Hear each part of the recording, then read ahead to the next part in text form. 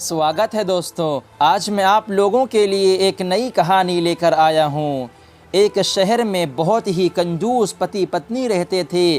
कंजूस इतने कि हर रात खाने के वक्त किसी ना किसी दोस्त या रिश्तेदार के घर पहुँच जाते। उन्हें देखते ही पूछे जाने पर कि क्या वो दोनों भोजन करेंगे तो झट से उनके साथ खाने पर बैठ जाते। अपनी छुट्टियां मनाने कभी एक तो कभी दूसरे के घर डेरा डाल देते और खूब मस्ती करते।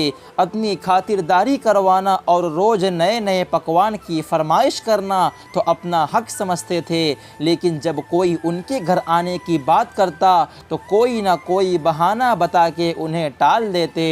एक दिन उनकी बुआ और उनका परिवार बिना बताए उनके घर पहुंच गया। काफ़ी देर तक गप्पे मारने के बाद कंजूस पति पत्नी को लगा कि अब तो रात का खाना खिलाना ही पड़ेगा, मगर उनका कंजूसपन उन्हें खर्चा करने से रोक रहा था। तभी पति को एक उपाय सूझा। बुआ की तरफ देख पत्नी से बोला, आज बुआ बहुत दिनों बाद घर आई है, तुम जल्दी से और कुछ नहीं तो दाल चावल और साथ में मटर पनीर बना लो। मटर पनीर का नाम सुनते ही पत्नी परेशान मुंह उठा के चली आती है।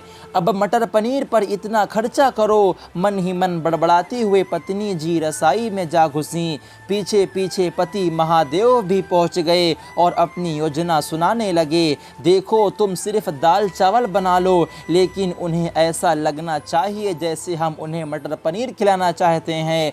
पत्नी की समझ में नहीं आया तो पूछा कि ये कैसे होगा कि हम परोसे तो दाल चावल पर उन्हें लगे कि हम उन्हें मटर पनीर खिलाना चाहते हैं। तो पति ने अपनी योजना बताई, ऐसे करना कि रसाई में जाकर दाल चावल बना लो, जब तैयार हो जाए तो मुझे आवाज़ लगाना कि खाना तैयार है।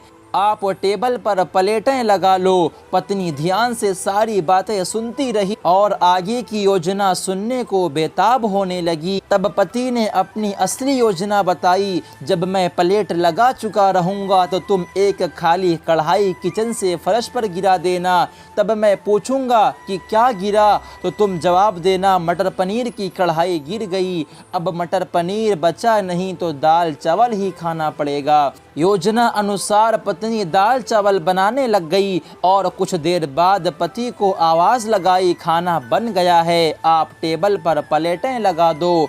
पति उठा और अलमारी से प्लेट लेकर टेबल पर लगाने लगा। तभी धड़ाम से कुछ बर्तन गिरने की आवाज़ आई।